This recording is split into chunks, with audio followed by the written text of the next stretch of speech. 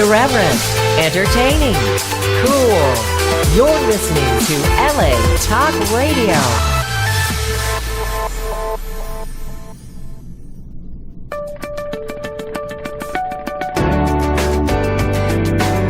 You're listening to The Innervoice with Dr. Foojan Zeine, only on LA Talk Radio.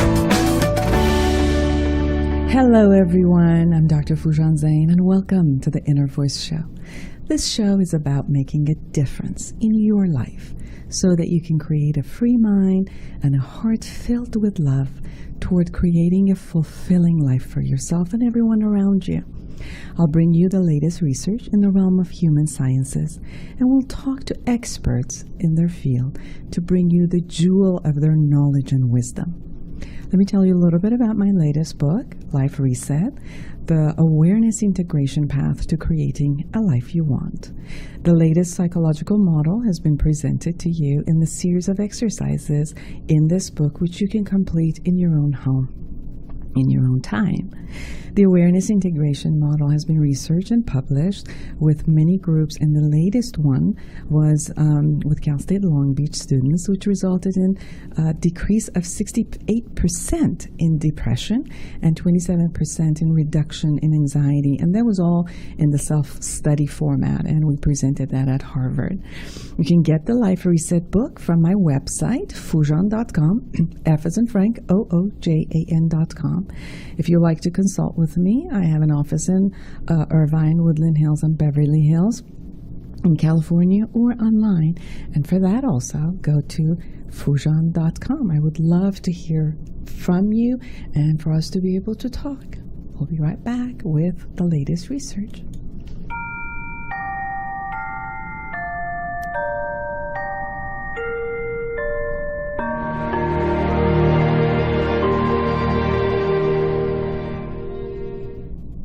So one powerful cell makes or breaks your habits.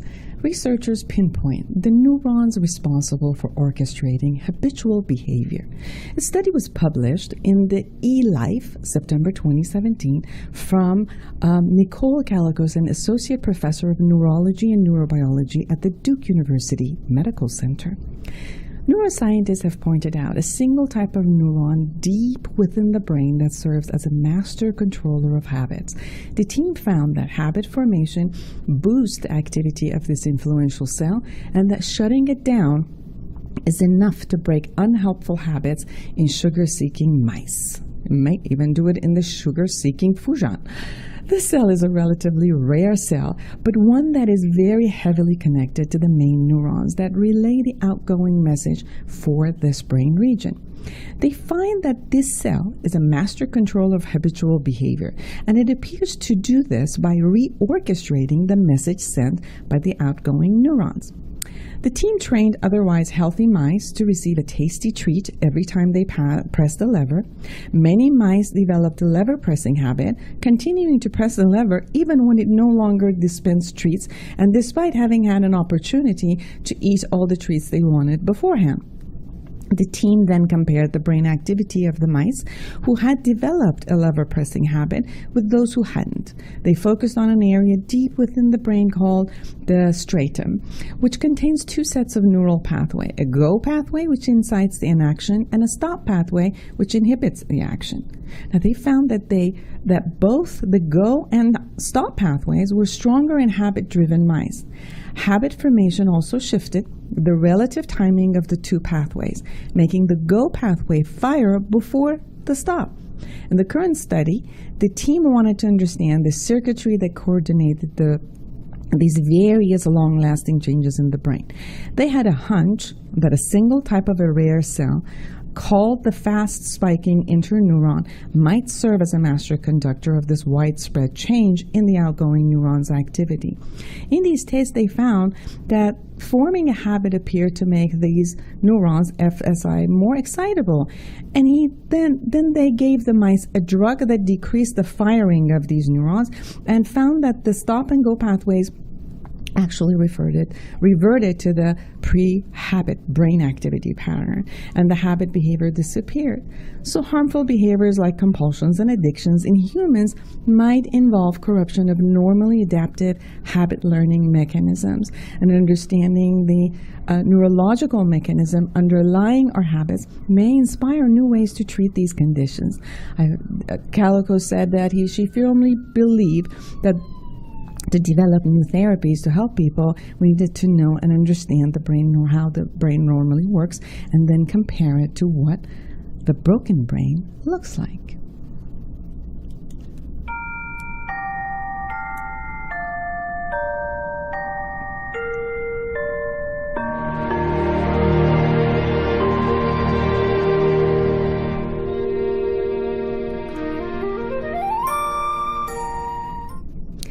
Now today, I'm so excited to be able to speak to Dr. Jeff Zeig. We're going to talk about his latest book, The Habit of Happy Life, 30 Days to a Positive Addiction.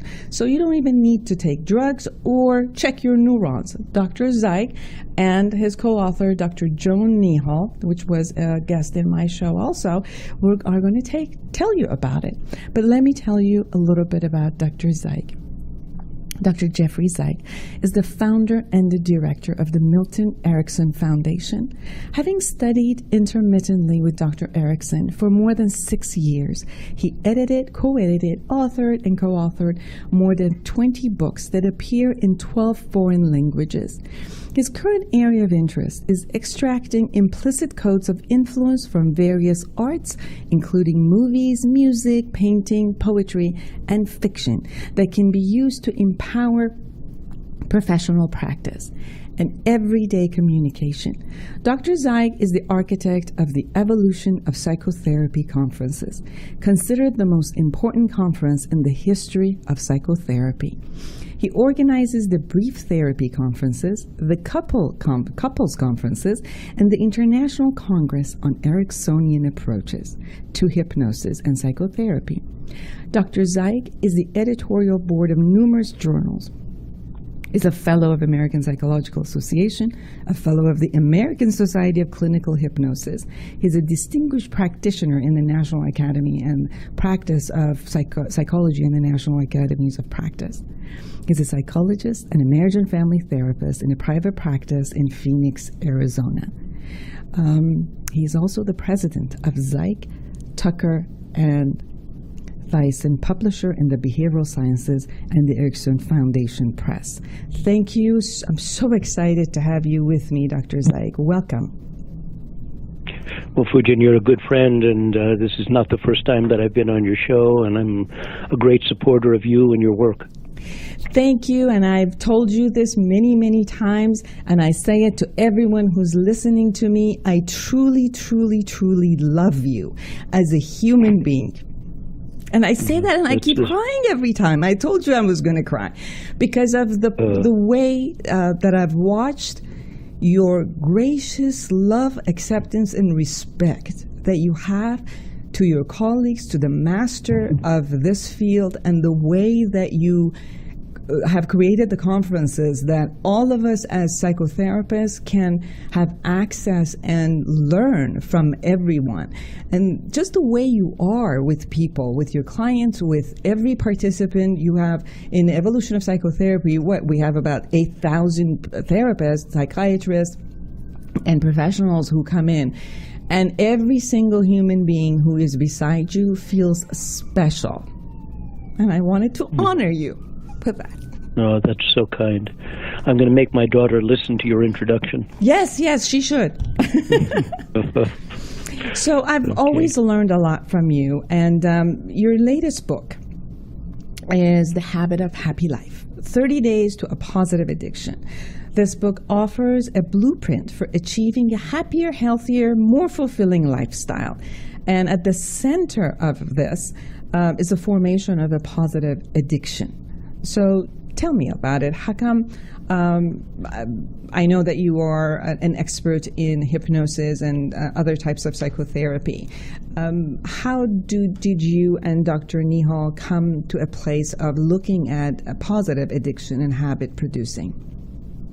Sure. Well, in the 1960s, one of the great psychotherapists of the day, William Glasser, wrote a book called Positive Addiction.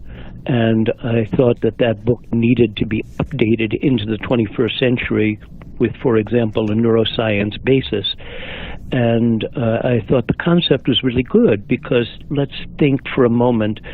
Well, for one thing, we are all slaves to habit, but 95% of our habits are functional. You don't have to think about which arm to put your shirt or your blouse in when you're dressing, nor do you have to think about how do you tie your shoes or which shoe you put on first. All of these things are relegated to the land of automaticity. So they become habits, and they're functional habits because they lead to adaptive states. And unfortunately, because we can form positive habits, we can also form negative habits. And negative habits get us into a state that is not adaptive, and they form an identity that's not adaptive. Now, you mentioned that I study hypnosis. Hypnosis is one way of helping people to change their state. Now, if you're listening, your listeners are listening, at one moment they'll be highly attentive, they'll be in an attentive state. At another moment, they may be daydreaming in a state that's comforting, but not necessarily functional for absorbing all of the material that we're talking about. People move in and out of states. Now, the function of moving in and out of states should serve some purpose. Because whoever has the access to the most states is most capable of deciding the outcome of any given situation. If you're in a uncomfortable state, maybe a depressed state, maybe a nervous state, and suddenly you're reaching for chocolate, or you're reaching for cigarettes, or you're reaching for the internet to get addictively involved in exploring the internet or gambling, then you're transitioning from one state to another state, but the state that you're transitioning to is not adaptive. So one of the things that makes this book, The Habit of a Happy Life, different is that we emphasize the states that people are in when they're doing their habit and the states that they can transition into that can be more adaptive and help them to establish functional patterns and functional identities. I got to tell you about my experience before you go to the next part, because if we can bring it maybe in real, beside the theory, work on me, Dr. Zeig, work on me. Sure. I got my test, and it says my cholesterol is going high, the glucose is going high, all of those are going high. Yes, I'm 56, all of these will go high, but this wasn't the conversation that my head was having. I'm saying, this is serious, Foojan. You got to really look at your habit of eating. This is serious. Now you have results. You can't just say it's in the future. The results say it's here now. You need to be aware of this. So stop it. Stop eating all of these things that you're not supposed to eat. So I say this, right? So I'm sitting in the restaurant, and I take on every single thing that I'm supposedly not supposed to have. Although a part of me is watching me do this and keeps telling me, hey, you can't do this. This other part just continues. The habitual concept of going toward it, eating it, putting it in my mouth, like a rebellious child that says, I'm going to do whatever I'm going to do. And that's just the way it is. So with someone like me with these, let's say, negative habits that although I'm informed and attempting to stop myself, but my addictive side just kind of continues, how would your method in this book help me? Sure. Well, the French writer Voltaire said the heart has a mind that the head doesn't understand. The head has a mind that the heart doesn't understand. Yes. So we can have a head mind that's suggesting to us one thing and a heart mind that's orienting us in a different direction. So using your consciousness, in brain language, your prefrontal cortex, to modify a pattern that is limbic in a lower center of your brain normally doesn't work. You know, but you need to realize What is in the land of knowing, eat healthy, is not in the land of realizing. What you know in your head is not what you realize in your heart. So a realization requires a transition into a different state. Now let's say that we find a title for Foojan when she sits down in the restaurant. And let's say the title that we find is Healthy Living. Mm-hmm. Now that's a more general, broader category than Eat Well. Yes. So we have this title, and let's say you agree with me, Healthy Living. Now, the next thing to do is to operationalize that and to create that into some living structure in the moment. So let's say that you and I are working on this, and we're working on healthy living, and I say, okay, Foojan, give me a picture. Imagine that you're seeing Foojan doing healthy living, and you're watching this on a monitor or on a movie screen. What does Foojan look like when she is in the state of healthy living? Of course, healthy living is not a state like being motivated or responsible or curious, but if I'm using that language, everybody can readily understand healthy living could be a state. And then you could create an image for me. Like, what kind of an image could you create of Foojan, looking at Foojan on a screen and seeing her in the posture that represents healthy living? Well, first of all, I would be sitting in a restaurant and only the eating half of the portion of the food that it shows up. Okay. So how would I see you sitting? How would I see you addressing your food? How would I see you interacting with the restaurant personnel? Give me an image of what it is that you would look like. I would be sitting upright and very Excellent. observant so my eyes would be looking at the food that I'm eating. I would be very Excellent. aware of taking each one of the bites and enjoying each bite. But then another thing that just showed So you're up, upright, mm-hmm. you're observing, and you're slowing down. Yes. And Okay, I can so actually now pick what a I would portion. say Pick a portion so I out. just tried to make it a little shorter Okay. for our purposes on the radio. So what I would say to you is, okay, Foojan, look at me. Mm-hmm. Now I'm sitting upright. Does that represent what it is that you could look like if I am being a model of you sitting upright? Yeah. And then I would say, if you agreed, or if you didn't agree, I would make a modification, and I'd say, okay, what would it look like to you if I were being observant? And then you could help me to scan in a vivid way or move my head forward so that I'm more attentive to what it is that I'm seeing. And they say, okay, Foojan, help me to operationalize and be a sculpture of slowing down. Mm-hmm. And then we would establish these 3 points as a kind of a tripod of where it is that you want to be. This is the deconstruction of your ideal performing state. Your ideal performing state, which we title healthy living, is composed of these 3 functions.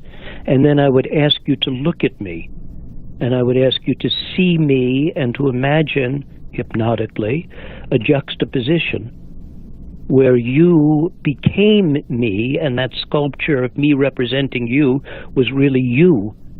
And then I might ask you to take a picture of that and to hold that picture in your mind as if your eyes were the lens of a camera and you were blinking your eyes shut and you closed your eyes, and that image became fixed in your mind, like you were putting an image in a photograph album that would become fixed there, so it's something to which you could always return. And then I might ask you to do something that was illogical and very strange, which is to make that image more vivid, either in tone or size or dimension. And then I might ask you to do something even a little bit more different, which is to take a deep breath and imagine that that image transforms itself into a sensation, a felt sense in your body, so that healthy living could not only be an image, and healthy living could not only be a picture that you put away in a photograph album, but healthy living could be a felt sense. And I would play with that and help you to develop the components of healthy living inside your mind. Now, stop, because this is only one portion of how I might work with you to get into an adaptive state. Now, I think, and I'm not exactly sure, when Edgar Allan Poe wrote his famous poem, The Raven, I think he wrote it backwards. Like he had decided the end point, and then the poem was written in order to move along in a series of guided steps to the end point of that poem. And so in this sense, what I'm doing as one fragment of a positive addiction is to help the person to get a well-formed image in an experiential sense, not just visual sense, of what it is that there's their goal. Now, people come in to see me and they're prompted to talk about their problem, and my orientation is to establish the end point first. What is the goal? How can we make that goal into a state? Now, then there's another component which we can talk about, but tell me what your reaction is to what I'm doing with you now to create a title, Healthy Living, components of healthy living, vivify those components and turn them into a state of Foojan entering a restaurant in an ideal performing state, a state of healthy living. Well, I'm excited. My physical sensation right now is I'm excited. I feel powerful. And the way that I said I'm going to sit upright, I noticed that I've continued to sit upright throughout the time that I was doing this imagery work with you and you were guiding me. And I have that inside. So it's first looking at, instead of looking at myself and that part of me consistently as a rebellious child, to have the identity that Foojan has, the identity of healthy living. And then in order to operationalize it, there's a structural essence of my body, my sensation, my physical body, and then to put that in an image for myself, where I first put the image out there to actually figure it out as a sculpture, and then re-own it, like bring it in and own it, and then experience it. And that becomes, the healthy living is not only a goal, but it's a process of every minute. It's a goal. It's a sustainable concept to be. It's a sustainable state to consistently be and live in. Perfect. Okay. Now, you have been in a state of, I know I won't if I have to, even if I want to. Say that again. I won't if I have to, even if I want to. Mm-hmm. You have been in a self-determined state, which some people could call rebellious, of being, I won't if I have to, even if I want to. Right. And now what we want to be able to do is to help you transition into a state of, I will because I want to, no matter who, yourself or anybody else, says you have to. I will because I want to. Mm-hmm. So owning the end result no matter what and no matter who comes in any parts of me. This is because I want to. Yes. I don't do what I should do. If I say to myself I should read journals 5 hours a week, I don't do it. But if I got to read journals 5 hours a week, and I change the interior vowel of an O to an E, I get to read journals 5 hours a week. I will do what I get to do, but I won't necessarily do what I've got to do. Mm-hmm. So that simple change in a vowel makes an experiential shift possible. And I hope that your listeners, with whatever habit they have, an internet addiction, a pornography addiction, a gambling addiction, a smoking, drinking addiction, that they're working this process in parallel with you as we are talking. So, like step number 1, find the goal state, vivify it. Step number 2 that we can do is to think about a readiness state, a transitional state, And there's actually two that I have in mind as we're working, and one of those is a state of I get to do healthy living. I don't got to. You know, your body is a slave, and your body can only deal passively with whatever toxin you put into it. You wouldn't put sugar into the gas tank of an expensive car, but you could put sugar into your body because your body can only deal helplessly with whatever toxin you might put into it.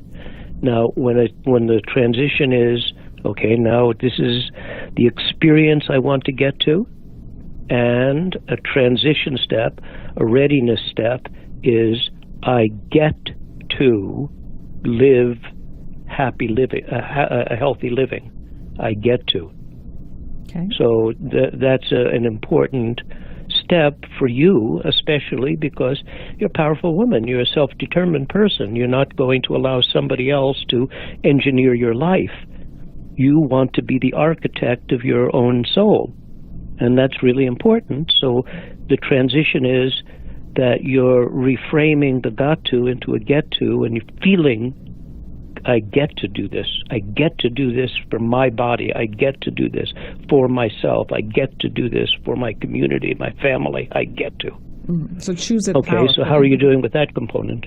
Right, to choose it powerfully versus the state of non-powerful rebelliousness that appears to be power, but it really isn't.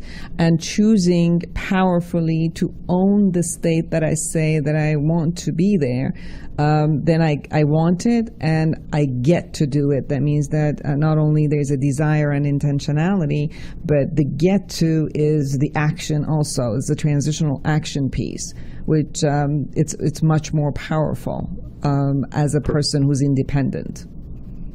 Okay, now a readiness state, you know, like a golfer before he's going to take a shot may take a practice swing, a basketball player may take an imaginary foul shot, and we all, without recognizing it, have readiness states. Now, the readiness state for a woman to have a child might be decades because her body is preparing and readying itself. So a readiness state could be something very small or it could be something very large. One part of this readiness state for you to be able to move into healthy living is I get to, I don't got to. A second part of the readiness state is I know I can. Now, of course, what I'm saying to you is ridiculous. I know I can is a concept, it's not a state. But because I'm a hypnotist, I turn everything into states. Mm-hmm. I know I can is a state. So one of the chapters in the book is how to the habit of a healthy life, of a happy life. Positive, and the website for this is positiveaddictions.com. If you go to positiveaddictions.com, you get some information about this, or positiveaddiction.com. It doesn't matter which you use, but then you can get information about the book and a link about how to get the book. So one of the chapters is another readiness state. I know I can. Mm-hmm. Okay, so Foojan, healthy living is the goal. I know I can. Why is it that you know? Suspend all objections. Why do you know that you can live the state of I know I can, the state of healthy living? Why do you know you can do that? What is it about Foojan that lets you know? Because I have the information. I certainly have the information. I have the know-how.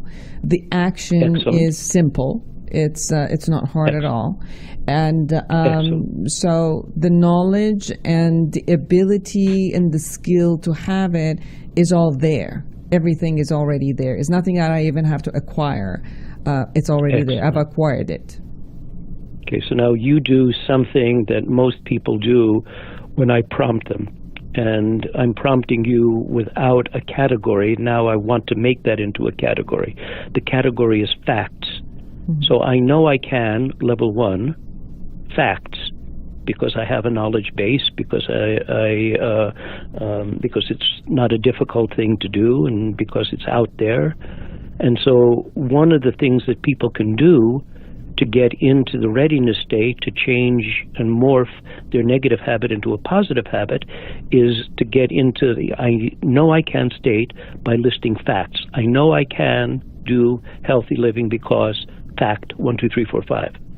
The second level is motivation. I know I can because, and what are the motivations for you, Foojan, to do healthy living? To stay healthy, because the other side of being ill is not even acceptable. Illness is not acceptable for me. I mean, when it's there, I'll accept it. But to be healthy, I love what I do. I love being active, and this is what I want to do until the day I say goodbye. I want to be active, and in order to be active and learn from you, from the world, from everybody who I come across, and share who I am with everyone, and be, make a difference in the world. I want to be healthy in order to create that. And beautiful. That's my so motivation. Now you've organized facts, and now let's say that you were making a list and you were putting those things into 1 through 7 or 1 through 10. You would have 2 lists. You would have level 1, a list of facts, level 2, a list of motivations. Let's go to level 3. Level 3 is a slightly different stimulus, open-ended sentence.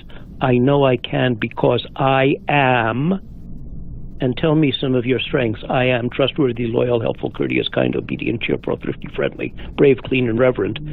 I know I can because I am what? Intelligent. Excellent, and you are? And a go-getter. Excellent. Someone who, when I put my mind to something, I get it, I create it.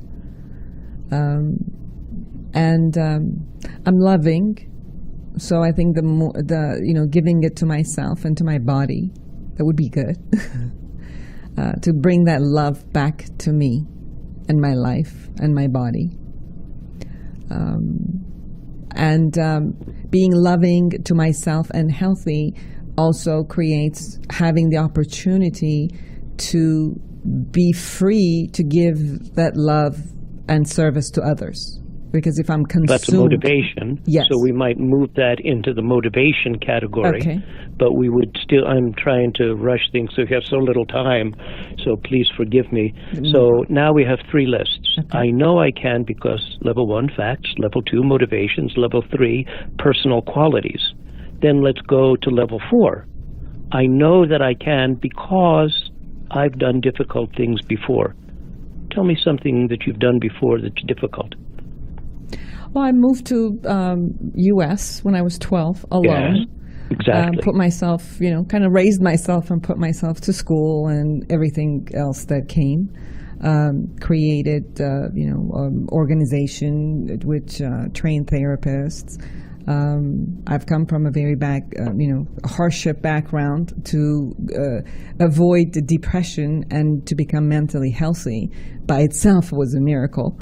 Me too. Yeah, so I've done a lot that I know that I can put that now in my body. Excellent. Now we need to fluff that out. You've gotten your degree, you've done the radio show, you climbed a mountain, learned how to pilot a plane. You've done difficult things before, and you've done them. So now we have 4 levels of resources. I know I can because of factual resources. I know I can because of motivational resources, because of personal qualities, because of historical resources. And we'll go to level 5. Level 5 is I know that I can because I have these social resources. Who are the people who could help you to actualize healthy living? I think saying it to my friends and family, people who are around me, my friends who are doctors, who are medical doctors, who give me information, trainer, a physical trainer that could also support me in putting myself into that healthy living state. And beautiful. Yes, and knowledge that comes from all the experts that I talk to. And Foojan, I'm not as savvy as I should be about your spiritual orientation, but let's add a level 6 for the people who, perhaps not you, but other people who have a much more spiritual orientation. Level 6 would be God knows I can do healthy living because? Well, I think that I've gotten here not just by myself. I think that I've gotten here with a support in the universe, God, or Excellent. Something Excellent. way beyond me that also has pushed me in the days that I had no idea what I'm doing, and has pushed me to the right path for me. Now, there's no end to these lists. My community knows I can. My friends know that I can because my culture knows that I can because. So it's not that there's just 5 or 6 levels, but let's say that we stop with the 5 levels and that you have now in your hands on 5 separate pieces of paper. Level 1, facts. Level 2, motivations. Level 3, personal qualities. Level 4, historical resources. Level 5, social resources. And you have these together on one piece of paper. And it might be that if somebody comes to work with me for a habit, that before they even come to their appointment, I have them working this readiness state. I know I can. And they're emailing me with their 5 levels of answers before they even come to their appointment. Now, let's say that a person brings in these 5 lists, and let's say we take those 5 lists, and if you think about it, if you've organized your factual, motivational, personal, historical, and social resources, and you have them in front of you, you can probably accomplish a lot of things that you didn't know that you can accomplish just because you've organized your resources.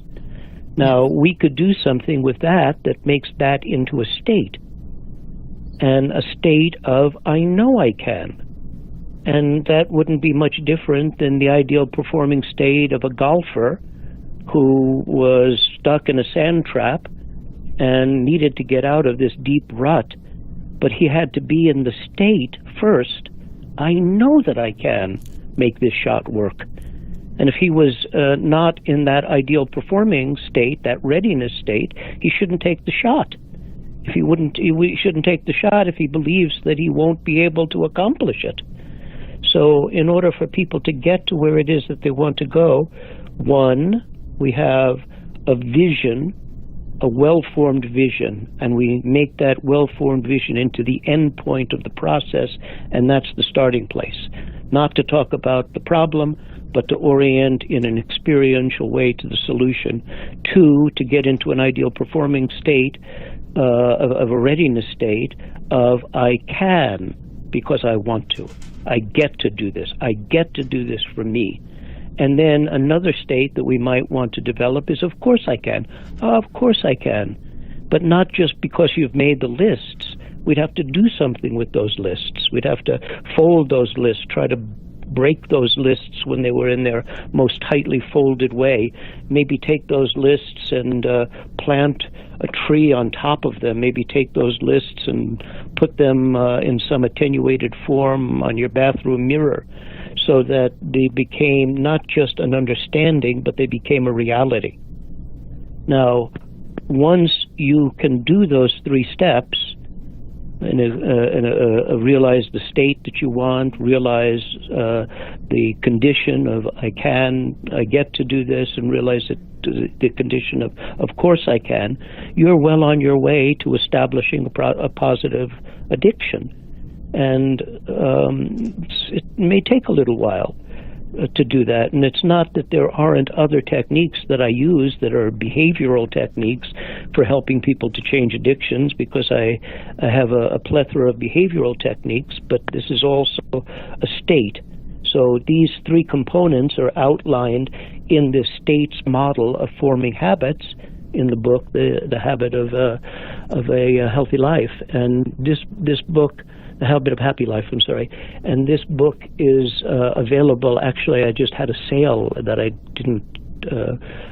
didn't change, so it's available on Amazon for $3.95. You can still get the Kindle book very cheaply right now, and I haven't changed that, and probably won't change that back to its more original price for the next week. So if your listeners are interested, that's a very cheap read to be able to get a book that may have an effect in transforming your life. Okay, so how are we now, Foojan, on these three these three pillars of initiating the process of forming a habit for you of a healthy living? It appears to be, at this point, I'm very powerful. So how do I put this, because it says 30 days. So is this something that I will reimagine every morning, or is it because of what I've created externally, such as posted on the bathroom mirror, or create a collage, or create a symbol out of it? Is that what's going to keep reminding me? What is it that I need to do every day in those 30 days to recreate the state consistently? Because obviously, or I think, not obviously, but for me, and most of the addicts that I work with, most of the people, their original habit keeps pushing to go back in, or the original state before this state comes up keeps creeping in. What are the ways that I can recreate the state for myself every day, every minute, in a sense? Well, you may not need to, and you may need to. Mm-hmm. So some people need the reinforcement. Mm-hmm. And some states change very quickly. You know, in order for somebody to be a smoker, you need like one idea. It's cool to be a smoker. It's grown up to be a smoker. It's an in-group thing to be a smoker. And if you practice that idea for a week, because at first the smell, the taste of tobacco, it's abhorrent. And no human being would want to put that in their mouth or their lungs. But after a short period of time, one idea and some days of practice, you form the habit, and you can distinguish between different types of tobacco. And the same thing if you were found scotch to be abhorrent and you just forced yourself to drink it for a few days because of some social reason. One idea and a few days, and you can form a habit. Now, what I say to people who come to me to stop smoking is that the process of being a non-smoker as an identity might take 6 weeks. And maybe I would give somebody a behavioral technique, like a self-hypnosis technique, to practice, and that after 2 weeks of not smoking, not reinforcing the behavior, half a day would go by and suddenly you'd realize you hadn't thought of a cigarette. And 2 weeks later, half a day would go by and you wouldn't even have an urge for a cigarette. And 2 weeks later, your identity would change and you wouldn't think of yourself as a smoker anymore. You would think of yourself as a non-smoker.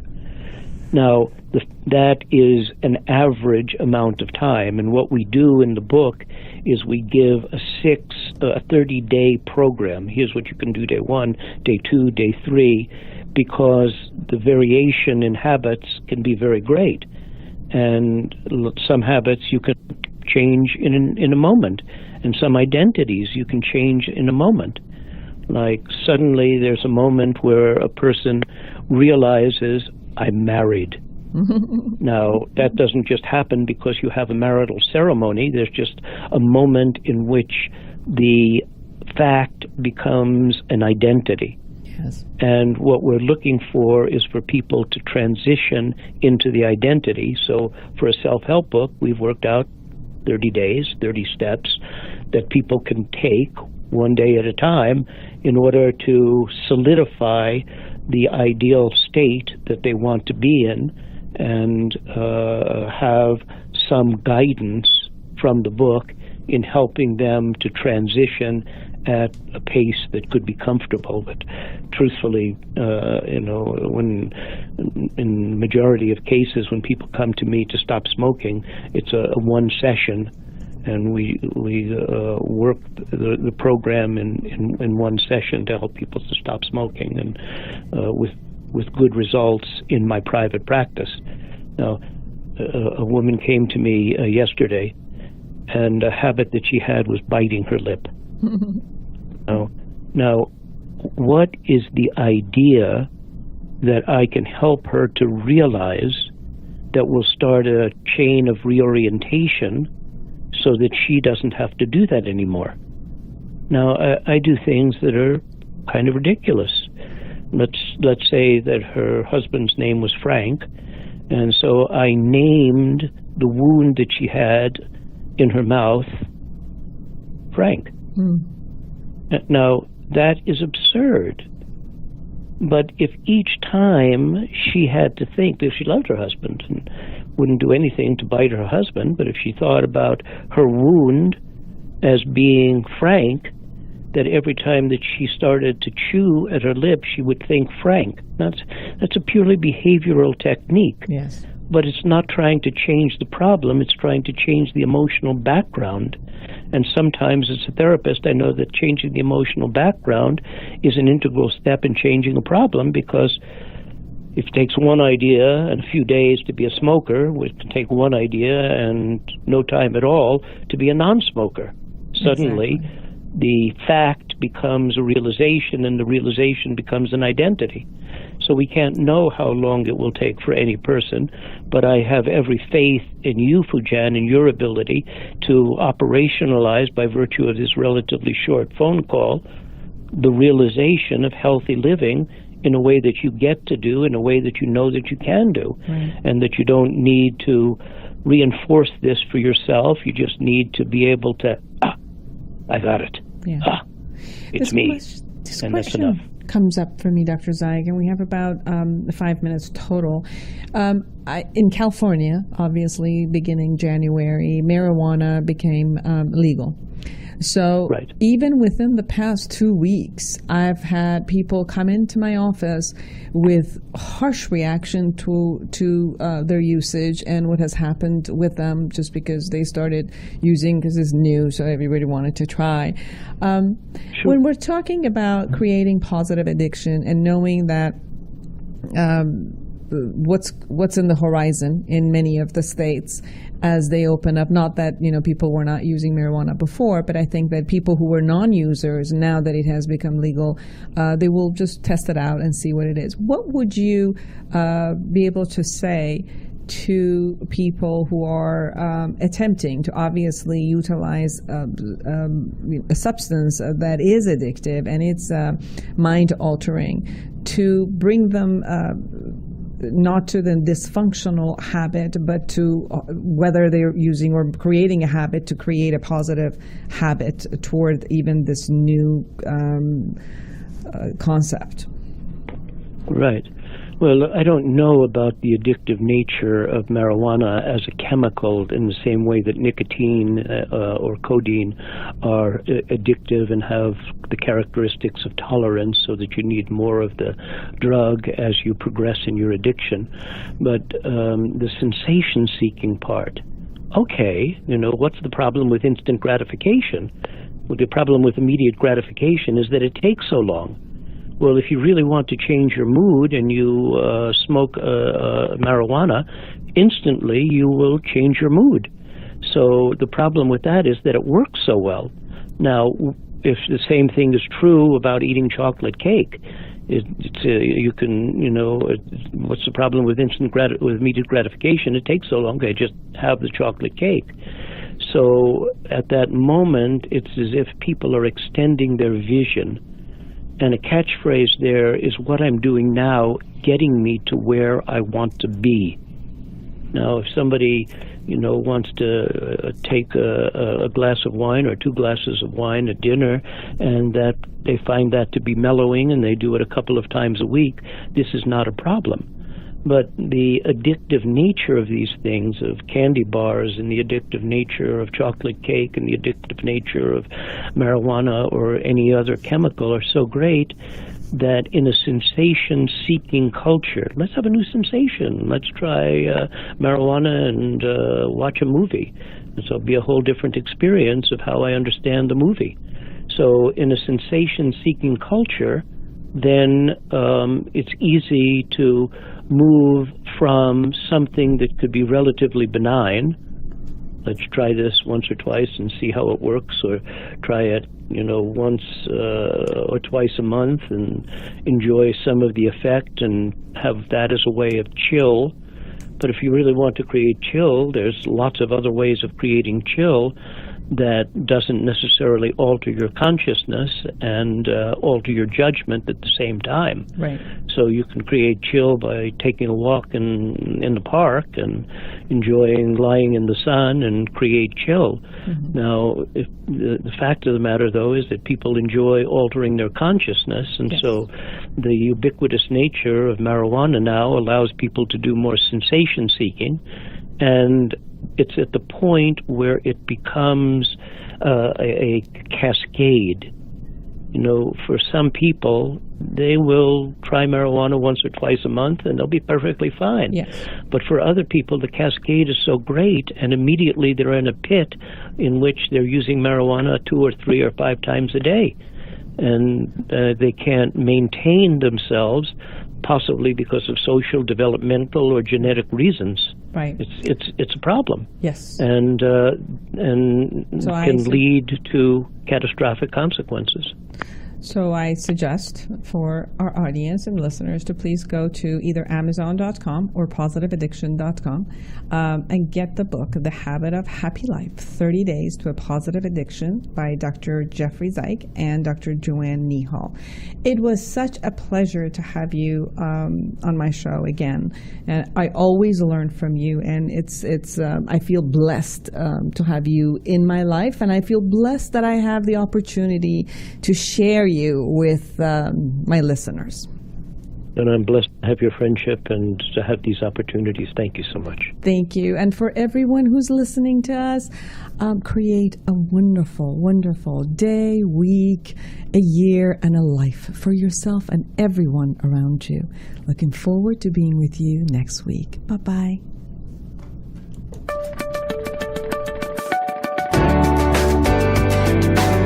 You're listening to The Inner Voice with Dr. Foojan Zeine, only on LA Talk Radio.